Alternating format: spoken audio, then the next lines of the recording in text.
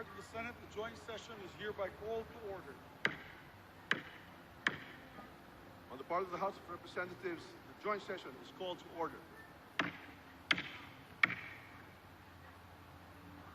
Please remain standing for the singing of the Philippine National Anthem to be led by Ms. Lara Marie Moscardon Maige.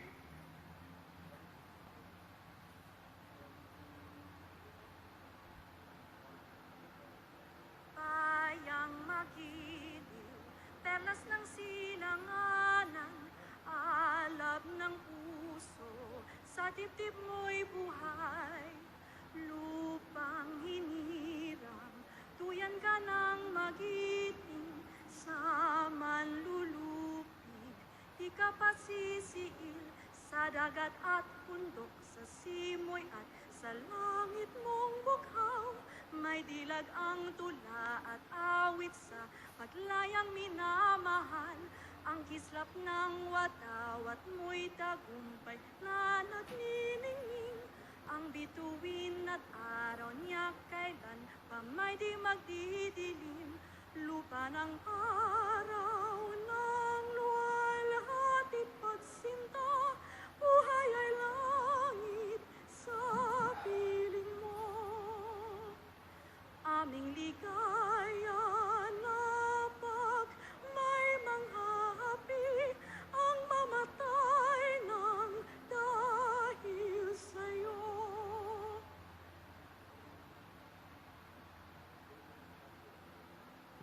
Please remain standing for the nation's prayer.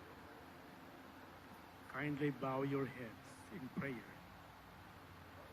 O Diyos na makapangyarihan, manlilikha, tagapagbigay buhay at tagapagligtas. Salamat po sa inyong paggabay sa buong sandiigdigan, lalo na sa pagkalinga sa sangkatauhan mula sa dumating na pandemya. Maraming salamat sa mga pagbibiyayang patuloy ninyong ibinibigay sa aming minamahal na bayang Pilipinas. Bismillahirrahmanirrahim. Allahumma barik lana hada al-ijtima'. Sa pagtitipong ito, kasihan niyo po kami ng inyong banal na diwa at liwanag upang ang gawin ito ay magbunga ng ginhawa at kasiyahan sa pang-araw-araw na gawin ito, araw-araw na buhay na sambayanan. Salamat po sa muling pagsigla ng aming ekonomiya sa pag-unlad ng agrikultura at turismo, pag-inap ng education at pagkalahatan pang-agat ng ibang sektor ng serbisyo, production at pangangalakal na nagbibigay sa amin ng pagkain at kabuhayan. Rabbana atina fid dunya hasanatan wa fil akhirati hasanatan wa qina adhaban nar. Walhamdulillahi rabbil alamin. Salamat po sa matibay na bigkis ng aming pamilya at lipunan. Nakalakip ng kaloob niyong matibay na pananampalataya sa inyo. At ang aming pananalig sa pamahalaan ay sama-samang bumuo ng aming matibay na pundasyon bilang isang bayan. Ang pamilya, pamahalaan at pananalig namin sa inyo, Ama, ang siya rin naming sandigan, kanlungan, at bukal ng lakas sa pagharap at pananagumpay sa maraming hamon ng buhay. Salamat po sa pag-iral ng kapayapaan at kaayusan sa gitna at sa kabila ng iba't ibang pananaw, sa marugdog at masiglang diskurso ng aming demokrasya. Tulungan niyo po kami upang makamit ang mas malalim, matibay, malawak na kapayapaan sa ikabubuti ng lahat.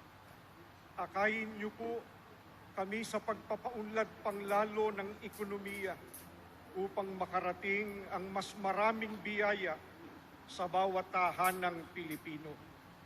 Kalakip nito, bigyan niyo rin po kami ng dunong at pagkakaisa sa pagharap at pangangasiwa ng hamon ng climate change.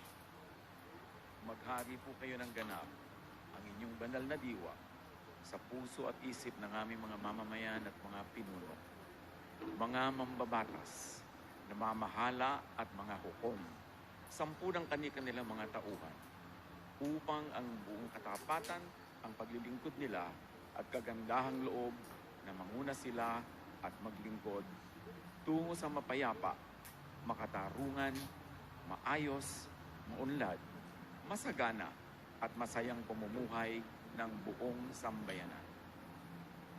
Tinatalaga po namin ang gawain ito sa inyo pong mabuti at dakilang pangalan.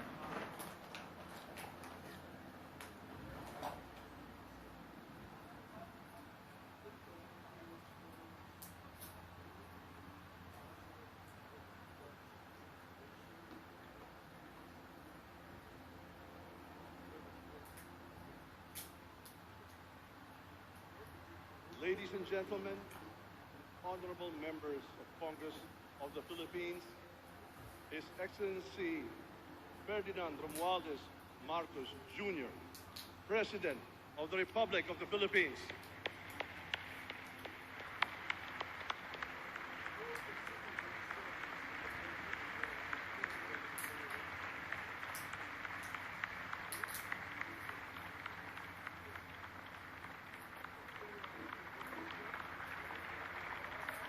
Thank you.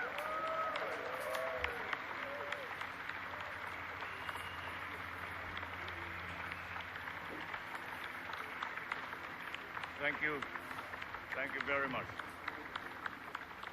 Allow me to greet Vice President Sara Zimmerman Duterte, the former presidents, our former presidents, President Joseph Ejercito Estrada and President Gloria Macapagal Arroyo, Senate President Juan Miguel Zubiri, and the honorable members of the Senate, House Speaker Ferdinand Martin Romualdez, and the honorable members of the House of Representatives, Chief Justice Alexander Gismundo, and the honorable justices of the Supreme Court, His Excellency, Most Reverend Charles John Brown, and the esteemed members of the Diplomatic Corps, Executive Secretary Lucas Bersamin and the members of the Cabinet, First Lady Luis Araneta Marcos,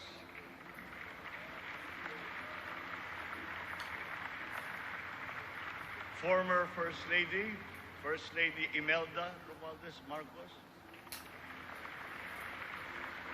other distinguished guests, mga minamahal kong kababayan, ladies and gentlemen, magandang hapon po sa inyong lahat. 1 year ago today, I stood here before you, setting forth the plans that we have to improve our economy, bring jobs to our people, improve the ease of doing business, recalibrate our educational system to adapt to the new economy, lower and rationalize energy costs, boost agricultural production, enhance healthcare, and continue social programs for the poor and the vulnerable. Let me now report to the people on the successes that we can now lay claim to, and also the challenges that we continue to face. Last year, we emphasized certain strong headwinds that were confronting us along with the rest of the world in our post-pandemic economic recovery. And the biggest problem that we encountered was inflation. Maraming kaganapan sa mundo ang nakapagpagulos sa maayos na takbo ng pandaigdigang merkado. Bukod sa digmaan sa Ukraine, naroon ang patuloy na epekto ng pandemya.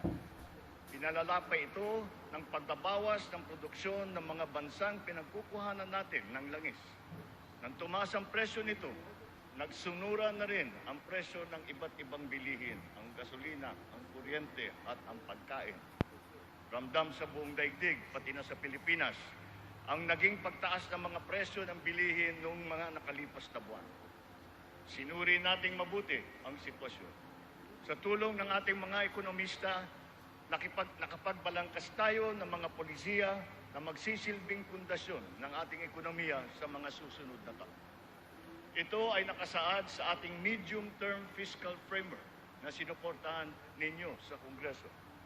Kasabay nito ang paglulunsad ng mga estratehiya na mapalakas sa kakayahan ng ating mga kababayan at mga sektor ng ating ekonomiya.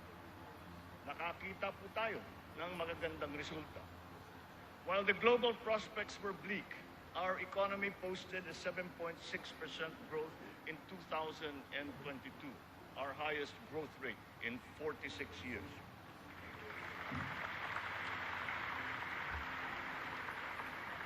For the first quarter of this year, our growth has registered at 6.4%. It remains within our target of 6 to 7% for 2023. We are still considered to be amongst the fastest growing economies in the Asian region and in the world. It is a testament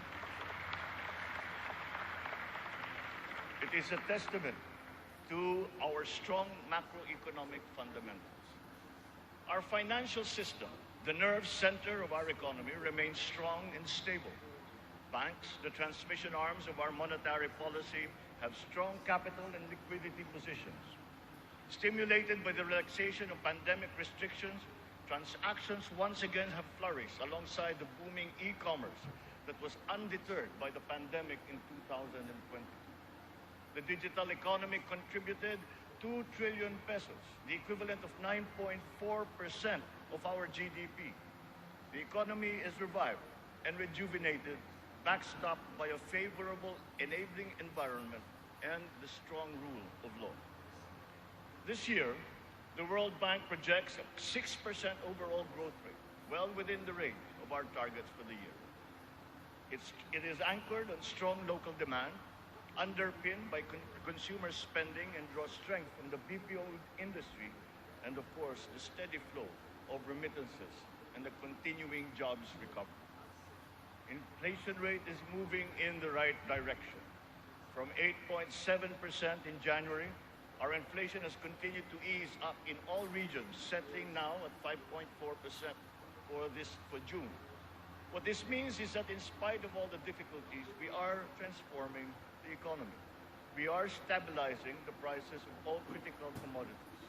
According to the Bangko Sentral, inflation is expected to ease further by the close of the year and projected at 2.9% by 2024.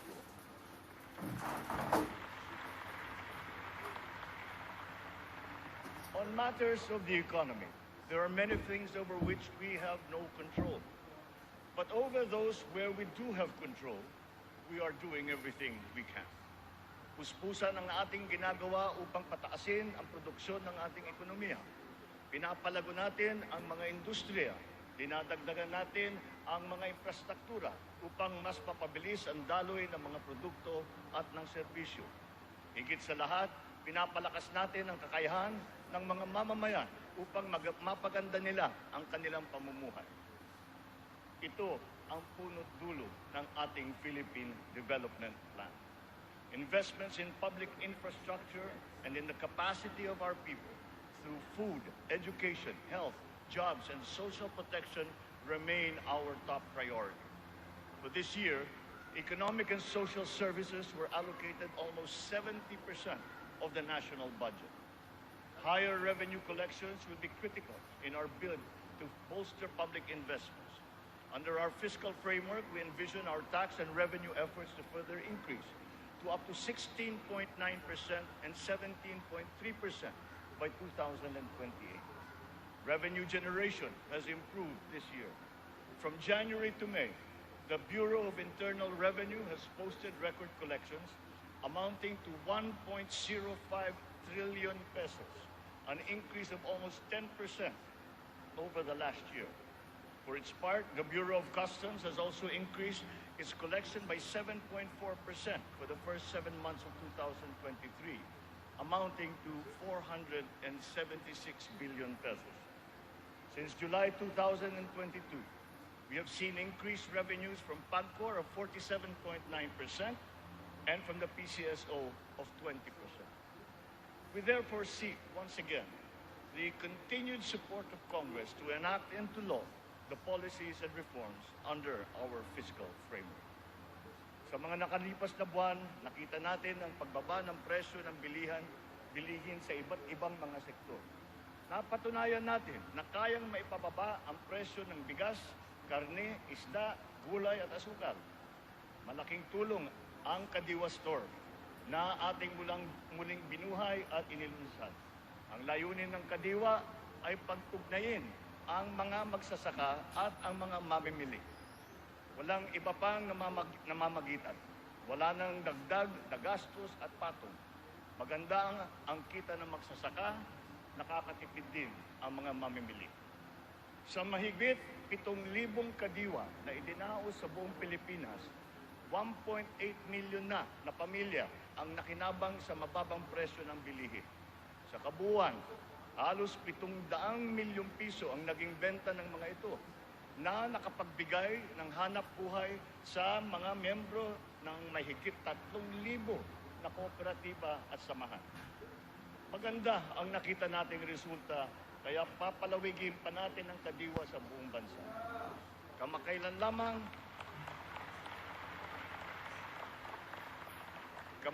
lamang ay nagsanib puwersa na ang mga ahensya ng pamahalaan upang lalo pang patibayin ang Kadiwa. Katuwang natin dito ang buong sektor ng agrikultura at ang lokal na pamahalaan. Our aim is to boost our local agricultural production through consolidation, modernization, mechanization, and improvement of value chains, augmented by timely and calibrated importation as needed. Nakita nating tumaas ng 2.2% ang sektor ng agrikultura sa unang 3 buwan ng taong ito. In our quest for food security, our methods are now more guided by science and the balance of nature, so that production is both sustainable and responsible, benefiting both this and future generations. Our fisheries codes must be revised to incorporate and strengthen science-based analysis and determination of fishing areas. This approach will protect both the interests of our fisherfolk and our fisheries and aquatic resources. To this end, we will seek the support of Congress to amend the code to guarantee sustainable development of our fisheries sector in harmony with environmental balance.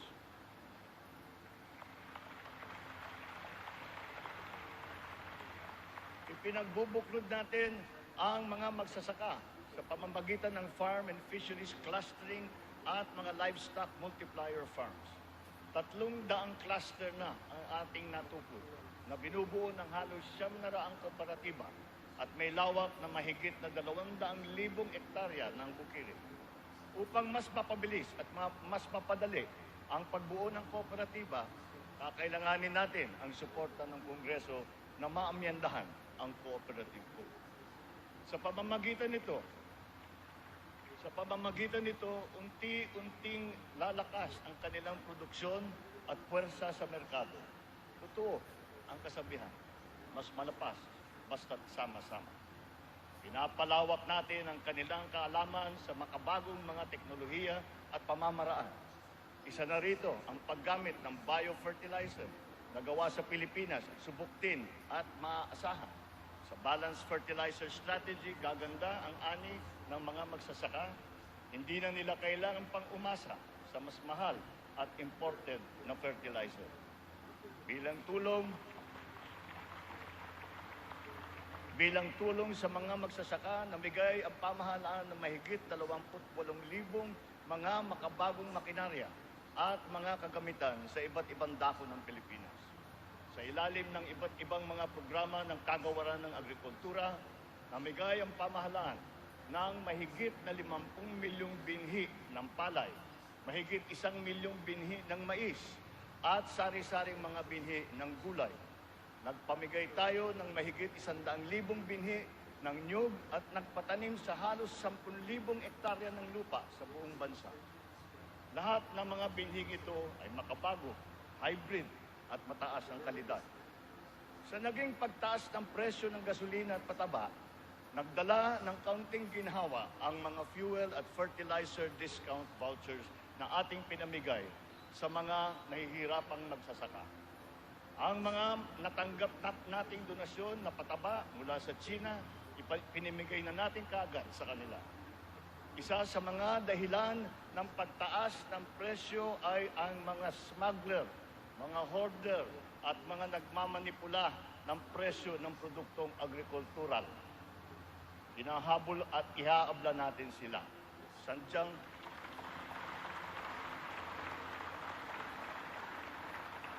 Sadyang hindi tama ang kanilang gawain at hindi rin ito tugma sa ating magandang layunin.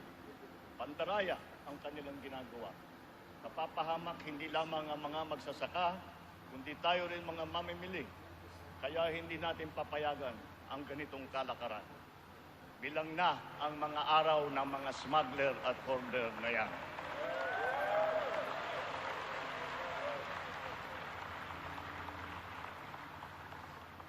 Mahalaga ang infrastruktura para masuportahan ang may 14 na milyong hektarya ng sakahan. Inayos natin ang geo-agri-map ng mga farm-to-market roads ng buong bansa upang maidugtong mabuti ang mga sakahan sa mga pamilihan. Alinsunod dito, karagdagang 600 kilometro ng mga FMR ang ating nilatag sa iba't ibang panig ng bansa. Binigyan din natin ng patubig ang mahigit na 49,000 hektarya ng bukirin sa buong Pilipinas. Nagpagawa tayo ng halos 4,000 mga karagdagang fabrication lab, production at cold storage facility na magagamit ng lahat. Sa tulong ng Kongreso, nakapagpatayo tayo ng 24 na multi-species hatcheries upang maparami ang produksyon ng mga isda. Nakabantay tayo sa anumang banta ng mga sakit at peste na maaring dumapo sa mga pananim at alagang hayop. Malapit na tayong magkaroon ng mga epektibong gamot at bakuna labang sa mga ito. Samantala, pinapalakas natin ang biosecurity levels ng mga alagang hayop bilang panlaban sa sakit. Tayo rin ay naghahanda sa El Nino na nagbabadyang tumama sa mga darating na buwan. Nagsimula na tayong maghanda at ang mga buffer stock at ang mga kagamitang patubig ay hinahanda na. Kung kinakailangan, magsasagawa pa tayo ng cloud seeding upang makapagdala ng ulan. Kasabay ng lahat na ito, hinihimok din natin ang ating sambayanan na magtipid ng tubig para sa malawakang paghanda sa banta ng tagtuyot. Tulad ng ating ipinangako, ipinagpatuloy natin ang reformang pansakahan. Mahalagang haligi ito ng sektor ng agrikultura na ating inaayos. Nitong nakalipas na taon, mahigit 70,000 titulo ng lupa ang ginawad sa mga benepisyaryo ng reformang agraryo.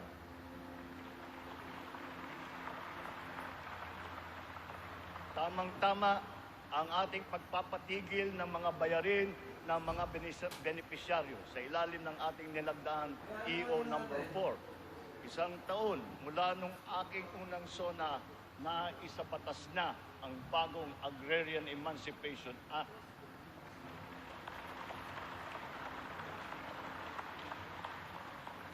Dahil dito, ang 57 billion piso ng utang na pinapasan ng mahigit 600,000 benepisyaryo ay tuluyan ng nabura.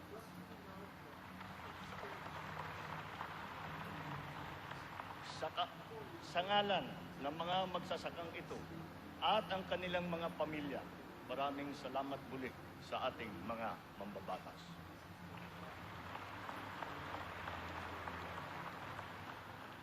Ang tubig ay kasing halaga rin ng pagkain. Kailangan natin tiyakin na may sapat at malinis na tubig para sa lahat at sa mga susunod na salinlahi. Kasama na rito ang tubig na ginagamit natin para sa sakahan. Considering its fundamental importance, water security deserves a special focus. Our efforts must not be scattershot, but rather cohesive, centralized, and systematic. So given that urgency, we have created the Water Resources Management Office to specifically handle the delicate job involving this most precious resource. Nakikipag-ugnayan tayo sa Kongreso upang maipasa ang batas para sa pagbuo ng isang Department of Water Resource Management.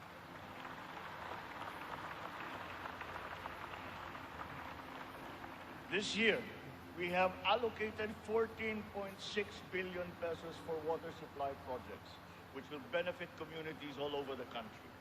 Recently, the water supply of NCR and Rizal received a significant boost from the first phase of the Wawa Bulk Water Supply Project.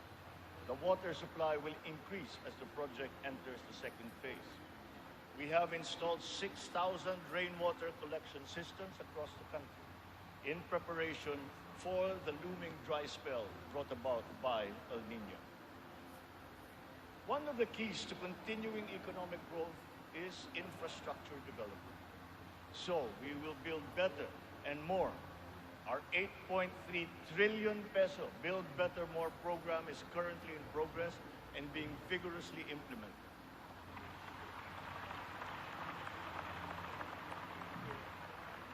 Ang buong bansa ay makikinabang sa 174 na proyekto sa ilalim ng programang ito. Hindi lamang natin pinapagpatuloy ang mga nasimulan ng mga proyekto, lalo pa natin pinapalawak. Kaya naman, ang 123 proyekto dito sa Build Better More program ay bago. The flagship projects cover investments in the areas of physical connectivity, water resources, agriculture, health, digital connectivity, and energy. Physical connectivity infrastructure, such as roads and bridges, seaports, airports, mass transport, account for 83% of this program. Our infrastructure spending will stay at 5 to 6% of our GDP.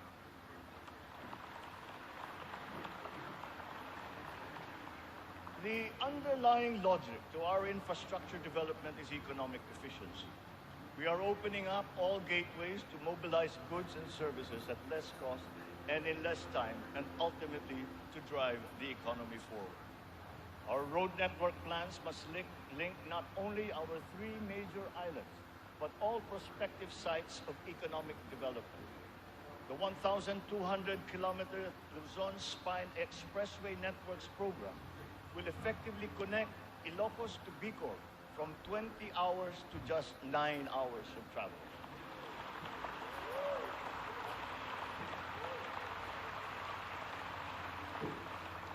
Under the Mega Bridge program, 12 bridges totaling 90 kilometers will be constructed, connecting islands and areas separated by waters.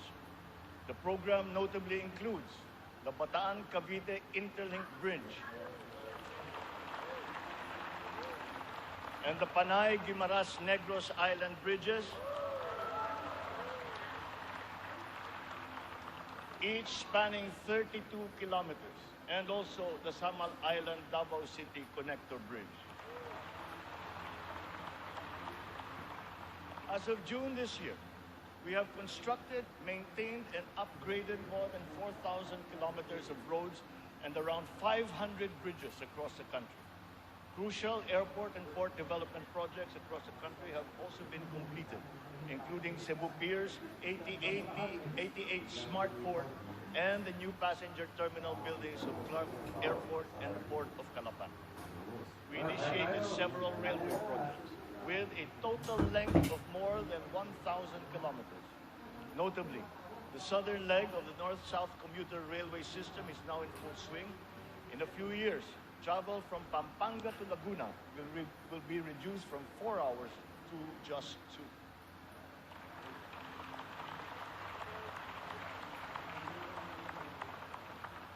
Intermodal connectivity will also be a primary consideration. Roads, bridges, and mass transport systems will be interconnected. This network will provide access and passage to vital and bustling economic markets, such as agriculture hubs, tourism sites, and key business districts. For strategic financing, some of the nation's high-priority projects can now look to the newly established Maharlika Investment Fund without the added debt burden. In pooling a small fraction of the considerable but underutilized government funds, The funds shall be used to make high-impact and profitable investments, such as the Build Better More program. The gains from the fund shall be reinvested into the country's economic well-being. To ensure sound financial management, a group of internationally recognized economic managers shall oversee the operations of the fund, guided by the principles of transparency and accountability. This guarantees that investment decisions will be based on financial considerations alone, absent any political influence.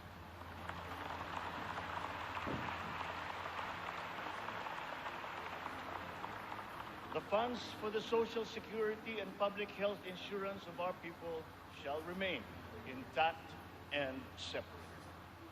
Owing to favorable market conditions, the price of crude oil has stabilized. Since last year, gasoline and diesel prices have gone down by 18 to 29% respectively. We have built 8 new additional power plants. This brings to 17 the total number of power generation facilities that have been switched on across the country since last year, substantially increasing our energy production by 1,174 megawatts. Alongside power generation, we are also as relentless in pursuing total electrification. Since my assumption into office, almost 500,000 homes have been given access to electricity. We will spare no effort to achieve full household electrification by the end of my term. 100% is within our reach. When it comes to energy, renewable energy is the way forward. We are aggressively promoting renewables so that it provides a 35% share in the power mix by 2030, and then on to 50% by 2040. To accelerate the realization of this green energy goal, we have opened renewable energy projects to foreign investors. Since last year, an additional 126 renewable energy contracts with a potential capacity of 31,000 megawatts have been awarded. To date, we have over 1,000 active projects spread all over the country.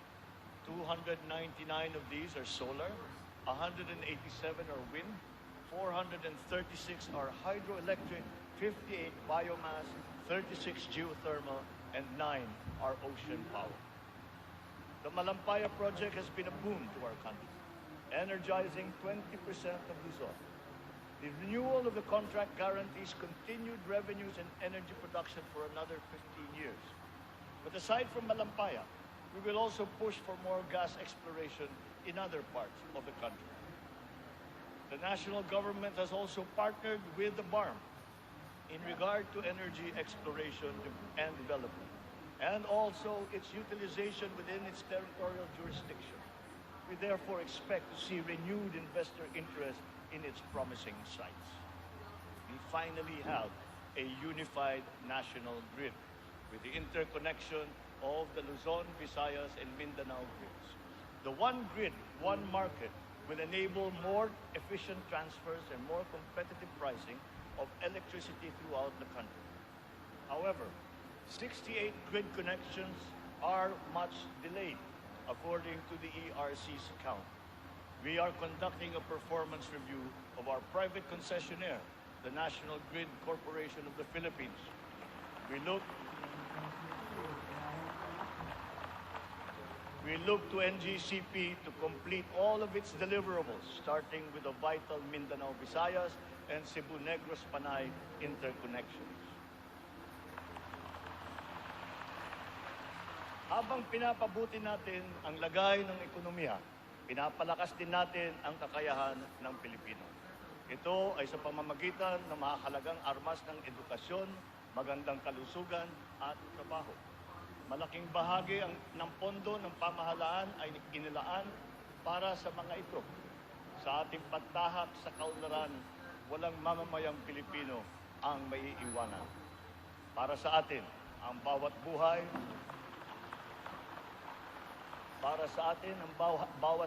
ay mahalaga. Anuman ang edad, kasarian, pangkat, relihiyon o pisikal na kondisyon, sila ay kukupkupin at tutulungan. Naglalaan tayo ng sapat na pondo para sa mga paglingap ng mga lubos na nangangailangan. Layunin natin na sila ay makabangon, mabigyan ng sapat ng kakayahan at maging produktibo. Hindi lamang DSWD, kundi pati ang DOLE, ang DepEd, TESDA, CHED ay tumutulong sa ating mga kababayan nangangailangan. Ang AIX, TUPAD, TVET for Social Equity, Social Pension for Indigent Senior Citizens, at ang Cash for Work para sa mga PWDs ay ilan lamang sa mga mahahalagang programa ng pamahalaan para sa kanila. Nariyan din ang Integrated Livelihood Program Kabuhayan upang matulungan ang mga maliliit na negosyo. We are inclusive in our pursuit of social protection. The pension of the military and the uniformed personnel is as important, as urgent, and as humanitarian as that of all other civilian Filipino employees. Efforts are underway to make it fully functional and financially sustainable. We are once again working closely with Congress to ease the transition from the old system to the new one, so as to be able to guarantee that no effects are felt by those in the uniformed services.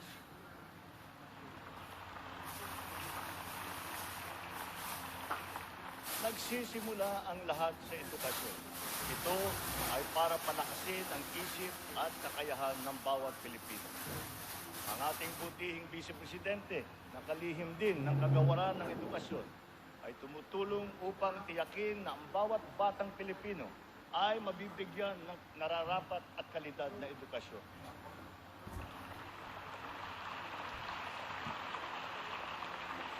We have renewed hope in giving the best to our next batches of students, especially the 28.4 million learners who return to school this year. Learning recovery will be at the forefront of our education agenda. The Matatag Agenda for Basic Education has been launched, focusing on relevance of curriculum, rapid and responsive delivery, and the welfare of both learners and teachers. We are augmenting as well our school workforce. 90% of the newly created teaching positions have now been filled, while additional administrative personnel have been hired to unburden the teachers of any extra load.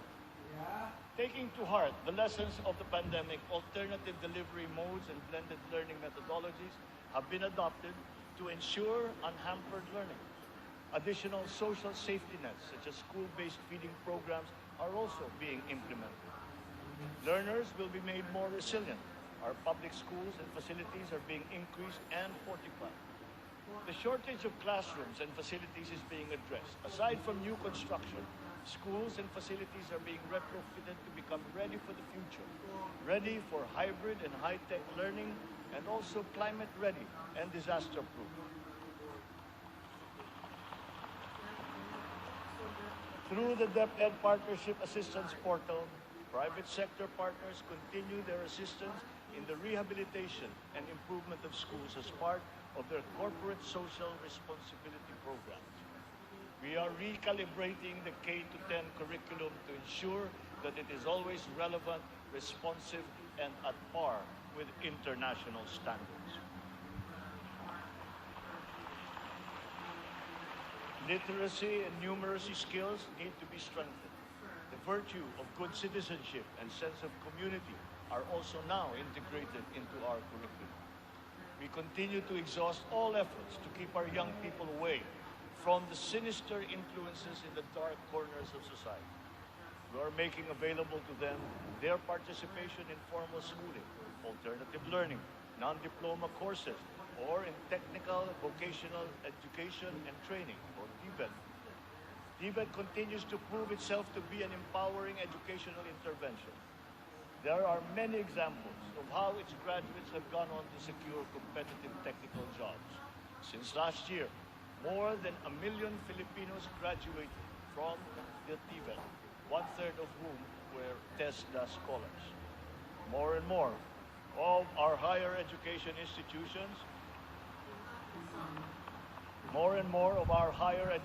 institutions have reached world-class status. This year, 52 Philippine HEIs have been included in the World Universities rankings compared to just 15 last year.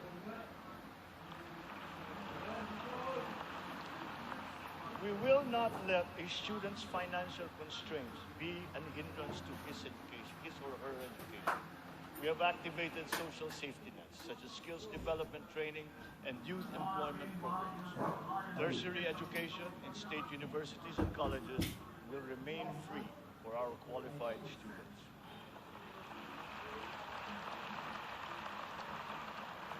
Last year, out of the 4.1 million enrolled college students, almost 50% were beneficiaries of the country's free higher education under the Universal Access to Quality Tertiary Education program. Deserving and talented students without the financial capacity to attend school will not be left behind in this education agenda. A culture of innovation, working hand in glove with a culture of entrepreneurship, must be fostered. This is Philippinovation. Science and technology, especially R&D, will be at its foundation. The DOST leads the development of our capabilities in science, technology, and innovation. Science and technology-related scholarships are made available for the talented and technically gifted students from high school all the way to graduate school. To address the challenge of staying at the cutting edge of technology, 44 renowned Filipino scientists in diverse areas of expertise have returned home under the Balik Scientist program. They will undertake research in various priority fields and will be supported by upgraded facilities and R&D funding.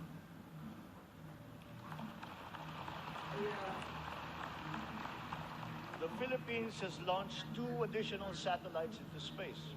Together with the first satellite, they will track weather, predict storms, evaluate soil and water supplies, analyze shifts in population, and be used for traffic management, geohazard mapping, risk assessment, and even including security and defense.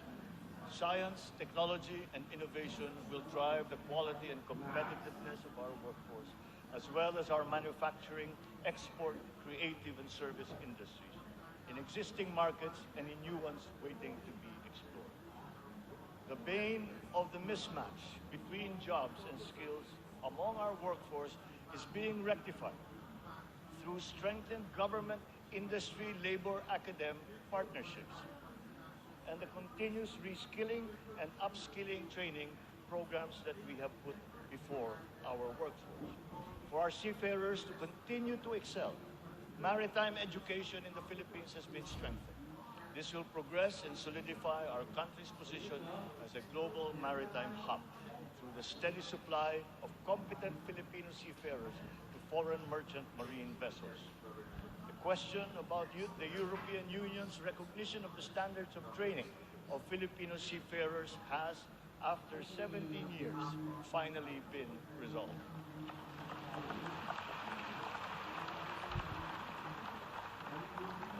This development now effectively maintains the Filipino seafarers' distinct competitive advantage in the global shipping labor market.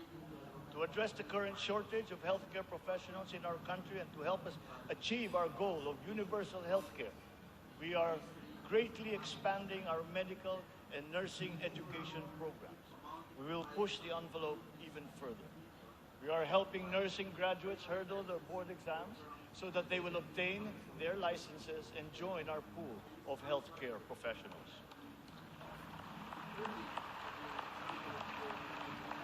Ang kalusugan ang ikalawang armas para sa lakas ng pangangatawan ng bawat Pilipino. Isinusulong natin muli ang kalusugan ng Pilipino. We are now refocusing our health priorities, applying the lessons learned from the pandemic and addressing the weaknesses that it has exposed.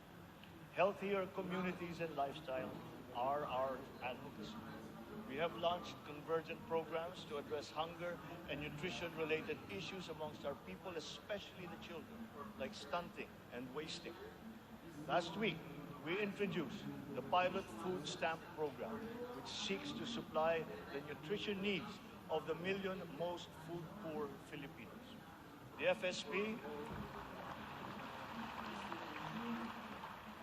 The FSP shall complement our nutrition continuity programs, such as the First 1,000 Days program, which ensures nourishment for the first 3 years of a child's life. The supplemental feeding program is for our children attending daycare centers. The K-6 program will feed kindergarten to grade 6 public school students who are suffering from wasting and severe malnutrition. We are catching up on the routine vaccinations of our children. As of this year, more than 80% of our eligible children have been vaccinated against measles, rubella, and polio. Nananawagan ako sa lahat ng mga magulang na kumplituhin ang mga bakuna ng kanilang mga anak at magtungo sa pinakamalapit na health center para sa mga libreng bakuna.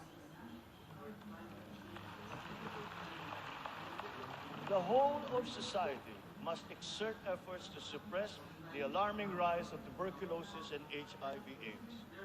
To stem the tide, the strategic plan is to ensure early diagnosis and treatment and ample testing sites and medications.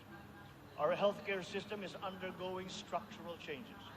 Public health facilities are being increased, both in number and in capability. Last year, more than 3,400 projects were completed to improve capacity for specialized medical treatment. Specialty centers in various fields are being established and integrated into our government hospitals. And the last year, additional 60 specialty centers have been opened to the public. Just last week, we inspected the site of what will soon be a 5-hectare multi-specialty center in Pampanga, which will specialize in pediatrics, cardiology, kidney, and cancer treatment.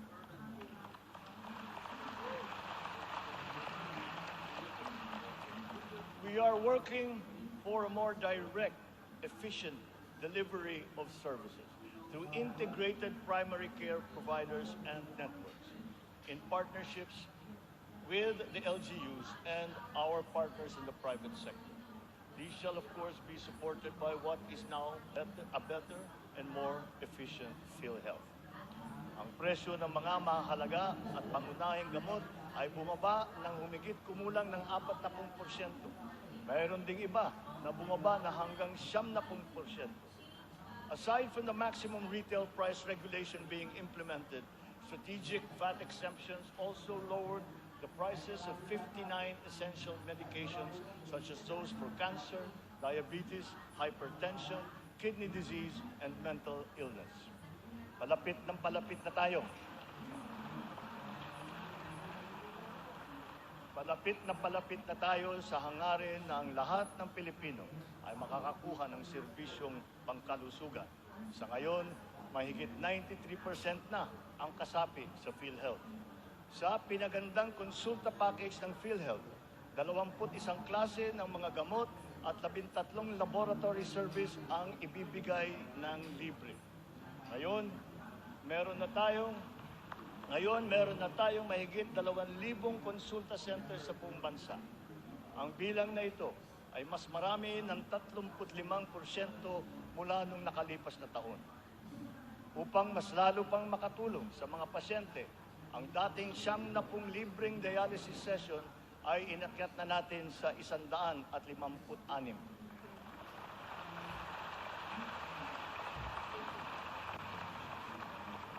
Mga kababayan, libre na po ngayon ang dialysis para sa karamihan ng Pilipino.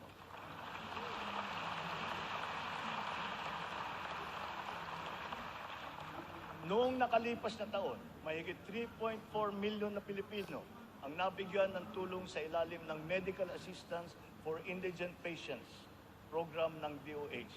Tinutugunan natin ngayon ang ating kakulangan sa mga doktor at mga nurse sa pamamagitan ng mga reforma sa edukasyon, patuloy na pagsasanay at paniniguro sa kanilang kapakanan. Naglagay po tayo ng doktor sa halos 200 munisipyo sa bansa. Lalagyan natin din ng doktor ang natitirang 19 na bayan na wala pang doktor. Upang masuklian naman natin ang naging sakripisyo ng ating mga health workers sa pribado at pampubliko ng mga ospital nung nakaraang pandemya, ipapamahagi sa kanila ang kanilang COVID Health Emergency Allowance at iba pang mga nabimbing benepisyo.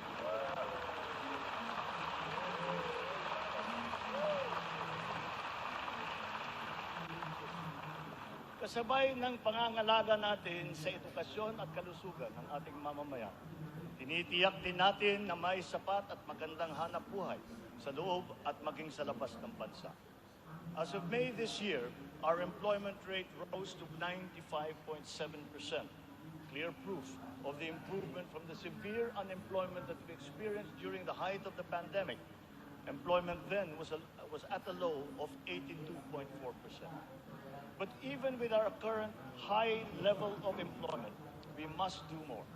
We will generate additional jobs for the remaining 4.3% of our workforce, as well as for the 11.7% underemployed Filipinos seeking better employment opportunities.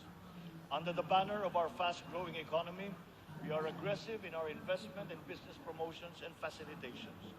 For that, we have not limited ourselves to the local economy, but we have looked to the global economy for partnerships and agreements. Our independent foreign policy, a friend to all and enemy of none, has proven effective. We have formed strategic alliances with our traditional and newfound partners in the international community. We have embarked on foreign trips to promote the interests of the country for peace building and for mutually beneficial purposes. These economic missions have yielded an estimated total investment value of 3.9 trillion pesos or 71 billion US dollars, with a potential to generate 175,000 jobs. The implementation of recent economic reforms is underway. BOI-approved investment projects have reached 1.2 trillion pesos during our first year, while other strategic investments approved for processing through the newly established green lanes amount now to 230 billion pesos. Our existing bilateral and multilateral trade agreements, notably within the ASEAN framework, and with Japan, and with Europe, and allow us to leverage our competitive advantages and reap economic benefits. We will continue to forge more of these international partnerships that will lead to a more balanced trade strategy and a healthier economic position. The Regional Comprehensive Economic Partnership, or RCEP, is now in force. It is a multilateral trade arrangement with the ASEAN and other countries such as Australia, China, Japan, Korea, and New Zealand. We can now have competitive access to a regional market that comprises 2 billion people. As we address our weaknesses and develop competitiveness in other potential areas, we must also play to our strengths. Our competitive advantage must be leveraged. As a service export powerhouse, we must continue to nurture the growth of the services sector, particularly the information technology business process management sector, and of course, the tourism industry. Our tourism has always been a reliable pillar of our economic growth through the years, providing livelihood to more than 5 million of our citizens. Because of the reopening of the economy and the phenomenon of revenge travel, this sector is headed for a great rebound.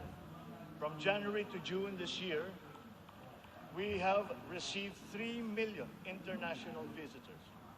This number is already 62% of our 4.8 million target for the entire year. Mga kababayan, ang lahat ng mga ginagawa natin ito ay magbibigay bunga sa libu-libong hanap buhay para sa ating mga kababayan.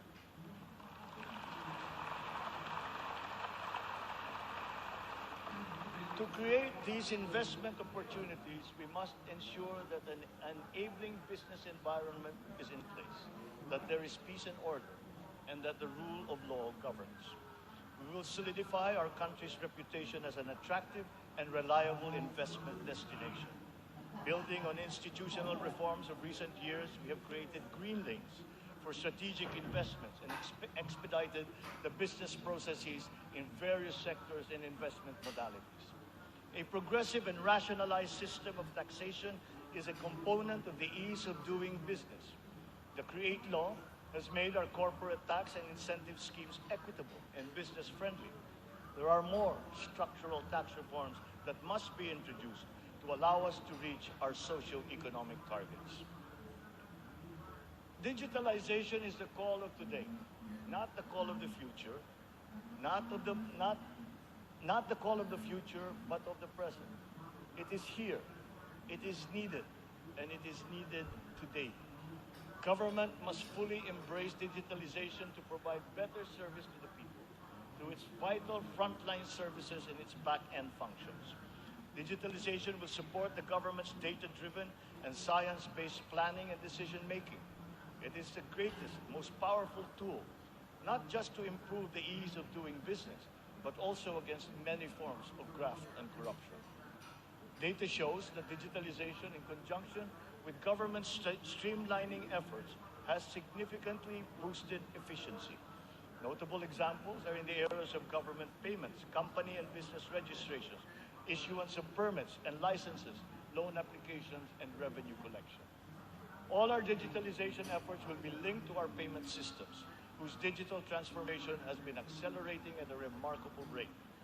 Digital payments accounted for 42% of the total retail payments made in 2022, whether by businesses or individuals or by the government.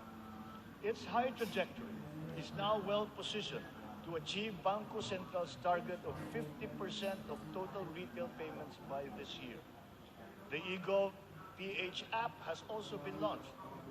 As envisioned, all key government services are to be integrated into the single and centralized mobile app for the convenience of the general public. The national ID system will be at the core of this digitally transformed network of government services. It will fundamentally change the lives of each Filipino. At 87% total registration, we are now closer to establishing a complete, accurate, and reliable digital database of our own for the entire population. This has already been integrated into the eGov PH app and can be now accessed by our citizens. Consistent with this transformative policy direction, all government offices must then ensure that their vital services are digitalized immediately. In response to this call, the Department of Migrant Workers launched last week the Department of Migrant Workers Mobile to make the journey of our overseas Filipino workers easier. Because of system upgrades, our internet speed has improved. As of June of this year, our fixed broadband speed ranks 47th amongst 180 countries. This ranking is 11 places higher than it was last year. Our mobile internet speed is now ranked at 83 out of 142 countries, which is 8 places higher than it was last year. There will be more improvements as our internet infrastructure undergoes further upgrades. Earlier this year, Starlink went live in the Philippines, now providing high-speed satellite broadband connectivity. Our national fiber backbone and broadband ng MASA projects will also deliver high connectivity and high-speed internet. We are prioritizing geographically isolated and disadvantaged areas. The DICT has been directed to consolidate all these digitalized government services into the eGov PH app, to establish the National Government Portal and the Philippine Business Data Bank to improve the internet speed in our country. With our e-commerce roadmap firmly in place, we are poised to take this digitalization drive further and beyond, utilizing e-commerce to take full advantage of new technologies. The first bill that I signed into law was the SIM Registration Act, because we are mindful of the risks and vulnerabilities that can lead to negative consequences. Digital users and consumers shall be protected from identity theft, phishing, other online scams through essential systems and safeguards, such as cybersecurity, data privacy, consumer complaint mechanisms, and financial literacy campaign.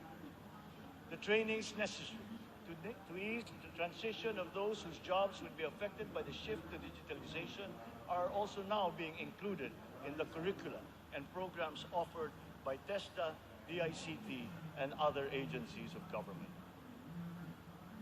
It is our wish that one day foreign employment will be driven by choice, not by necessity. It remains a noble calling that our OFWs have answered, requiring great sacrifice from their families and their communities. We are engaging with our partners in the international community to ensure a safe working environment for our country.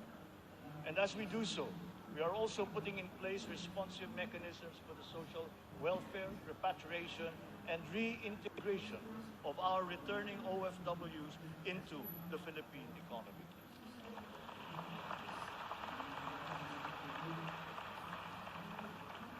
As the world economy reopens, we are witnessing a rise in overseas Filipino deployment. In 2022, the number has increased by 62%.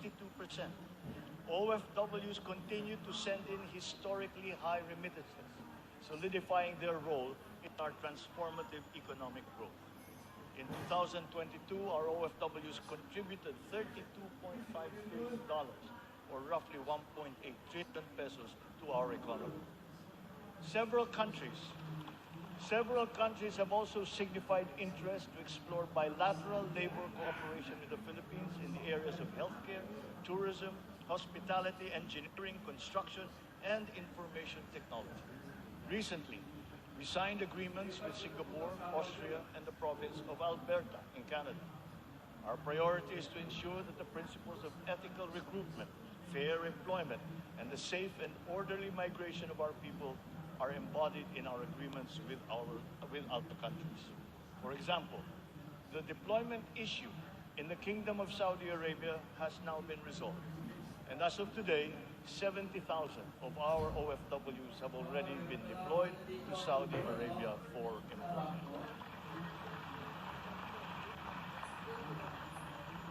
Moreover, the unpaid salaries and other related claims of some 14,000 OFWs who have been put out of work in Saudi Arabia during the pandemic are now being processed.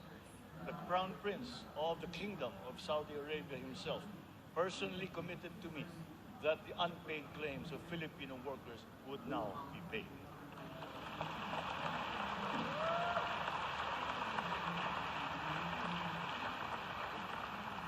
The continued employment of some 50,000 workers and the deployment of many more Filipino seafarers aboard EU vessels has also been assured.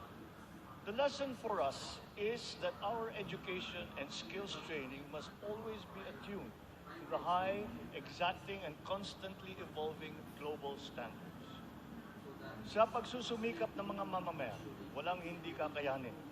Kahit ang mga matatayog na pangarap ay maaabot, kasama ang inaasam na tahanan. Katuwang natin ang lokal na pamahalaan at pribadong sektor upang matulungan ang Pilipino sa pangangailangan ng pabahay. Patuloy ang serbisyo ng Pag-ibig Fund upang makatulong sa kanyang 15 milyong membro para makabili ng bahay. Sa nakaraang taon, mahigit 100,000 ang kumuha ng housing loan sa Pag-ibig na nagkakahalaga ng 117 billion na piso. Ito ang pinakamataas ng bilang sa buong kasaysayan ng Pag-ibig.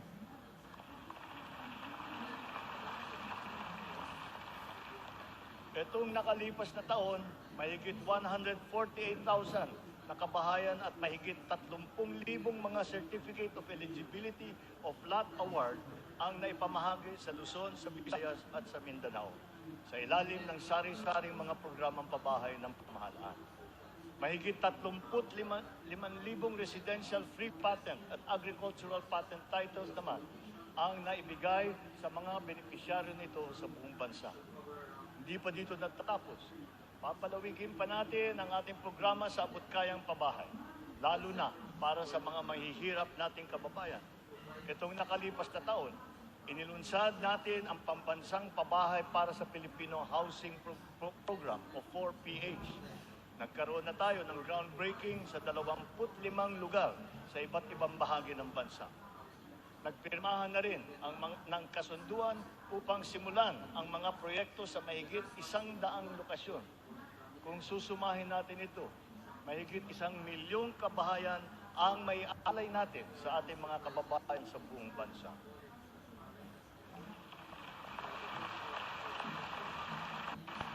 The building blocks of progressive, livable, and sustainable communities will never be complete without appropriate and responsible action to mitigate and to adapt to the effects of climate change. We can never lose sight of our responsibility to the future. The economic agenda cannot and will not ever be incompatible with our climate change agenda. Climate change is now an important criterion in our integral national policies, in planning, decision-making, up to the implementation of programs. The potential advantages of such enlightened policies extend to jobs and livelihood, with the unlocking of the development of the green and blue economies.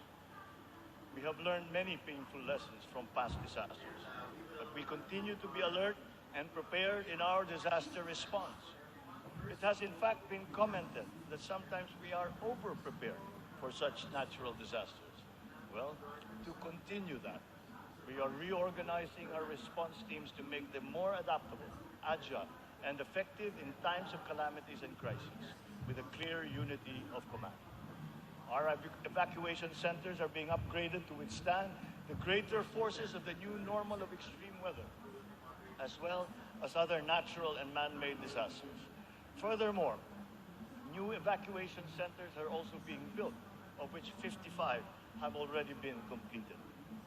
We remain committed to global decarbonization goals and the reduction of our carbon footprint. We preserve and protect the treasure that is our forests. Their value to the environment, to the ecology, and the economy is incalculable. We have adopted the concept of the circular economy, using nature as our model. The aim is to keep raw materials in a closed loop. In our world with scarce resources, the circular economy allows us to fully use these resources, minimize waste, and reduce the need for new resources, just as it is in nature. Just like our climate change action, this new system requires the participation of all sectors of society, up to each individual citizen, for it to succeed. Only a whole of government and whole of society approach will enable us to do all of these. It is necessary to apply all the resources that are at hand if we are to progress as quickly as we need to. Collaboration is the key between and among government offices, and between government and the private sector, between industry and the academic, between government and international partners, and most importantly, collaboration between and among our partners. Kakailanganin natin ang tulong at kakayahan ng buong pamahalaan at ng buong bansa. And so, we shall do the same for the next 5 years. We seek not only to become more effective, but more, to become truly transformative. This approach will be operationalized through the interagency cooperations, as well as through coordinated efforts between and among the 3 branches of government and the independent constitutional bodies. We have organized private sector advisory councils and national local mechanisms to establish the needed linkages. Once again, on this same principle, I urge the government to enact a new government procurement law and a new government auditing code.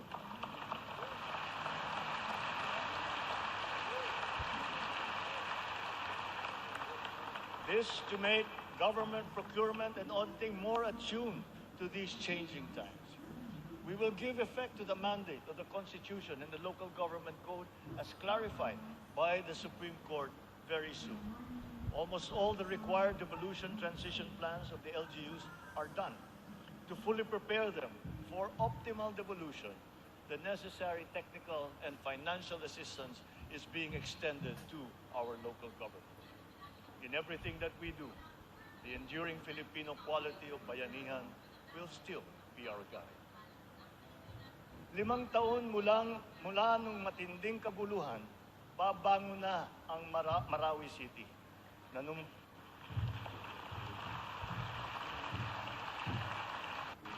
Nanunumbalik na ang sigla sa pamayanan, maraming proyekto ang nakumpleto at mga infrastrukturang naitatayo. Kasalukuyan na tayo nagpoproseso ng tulong pinansyal para sa mga biktima ng Marawi Siege upang sila ay makapagsimula muli. Naway mamayani ang pag-asa. Naway magpatuloy ang pagkakaisa, pagmamatyag at paghahangad ng kapayapaan at kaunlaran. We are proud of the progress that the BARM has taken. It will be self-governing. It will be self-governing, it will be progressive, and it will be effective. But this was only made possible because of the cooperation of all key groups. We talked to the local governments, the royal families, the MNLF, the MILF. We're all consulted and represented in this transition phase. The international community has also supported us in this smooth transition. Former adversaries are now partners in peace. Its functions have been defined, and its basic laws are now being written. Through the BARM, we have strengthened the nation's prospects for finally achieving sustainable progress anchored on a true and lasting peace in southern Philippines. We will continue to support the progress of the BARM, apace with our singular vision for all Filipinos.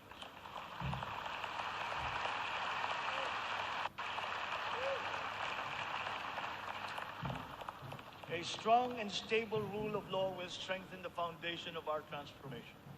Our police and armed forces are being strengthened and modernized to be more effective in maintaining peace and order and in defending our sovereignty. We fully support the judiciary's efforts to improve the justice system and to protect constitutional rights. The campaign against illegal drugs continues, but it has taken on a new face.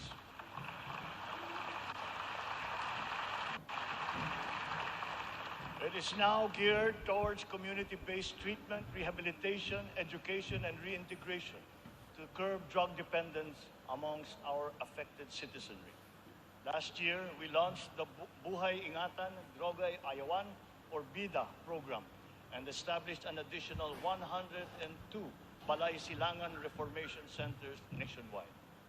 We will relentlessly continue our fight against drug syndicates, shutting down their illegal activities,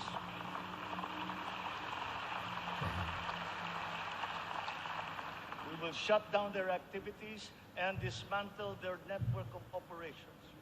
Unscrupulous law enforcers and others involved in the highly nefarious drug trade have been exposed. I will be accepting their resignations.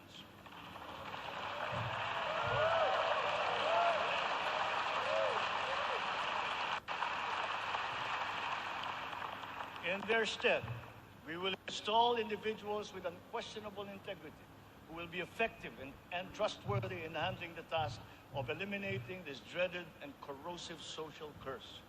We cannot tolerate corruption or incompetence in government.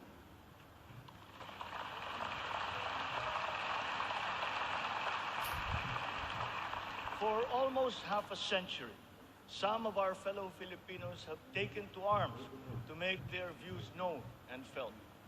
We are now at a point in our history when their armed struggle has evolved. We have now progressed together towards peace and development.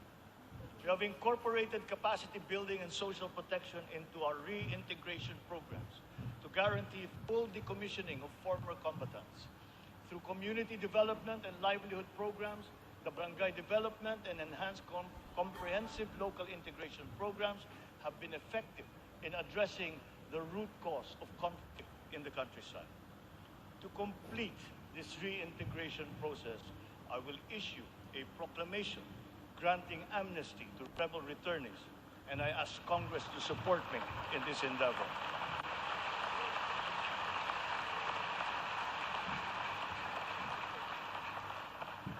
Our journey to progress requires not only unity and social cohesion amongst our people. It is also imperative that our nation remains intact and inviolable, our sovereignty preserved. We will protect our sovereign rights and preserve our territorial integrity in defense of a rules-based international order.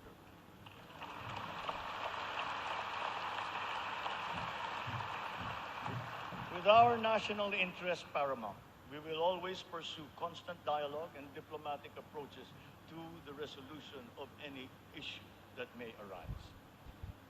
So the initial results of our efforts inspire confidence. Let us continue to be relentless in our aspiration of peace and progress.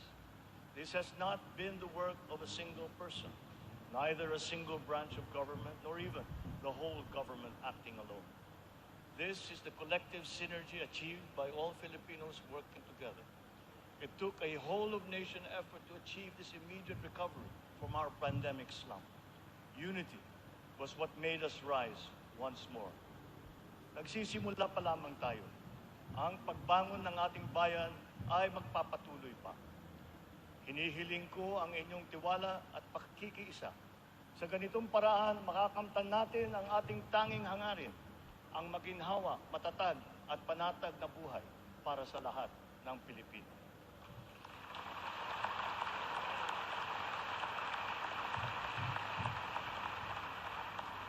Makikipagtulungan tayo ng mabuti sa Kongreso para sa mga mahahalagang batas na kinakailangan para sa ating tuloy-tuloy na pag-ahon. And once again, I appeal to Congress for its support for the following priority legislations. The essential tax measures under our medium-term fiscal framework, such as excise tax on single-use plastics, VAT on digital services, rationalization of mining fiscal regime, motor vehicle users charge, road users tax, the military and uniform personnel pension, amendment of the Fisheries Code, amendment of the Anti-Agricultural Smuggling Act, amendment of the Cooperative Code, new government procurement law, new government auditing code, anti-financial account scamming, Tatak Pinoy law, the Blue Economy law, ease of paying taxes, LGU income classification, and the Philippine Immigration Act.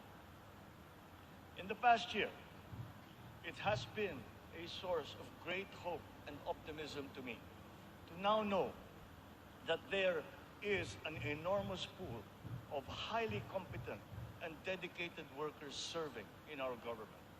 It is up to us to provide good leadership and guidance. They love the Philippines and have responded to our call.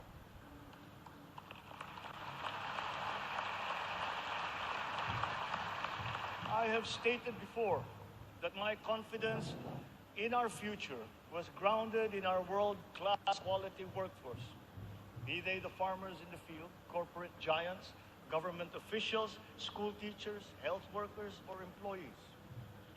That confidence has been further buoyed by the demonstration of love for the Philippines. Every Filipino has unanimously risen to the challenge that we have made to them to be part of our nation's future. Handa silang maghandog ng tulong dahil mahal nila ang kanilang kapwa Pilipino at mahal na mahal nila ang Pilipinas. And thus, with this in my heart, I know that the state of the nation is sound and is improving. Dumating na po ang bagong Pilipinas. Maraming salamat po sa inyo.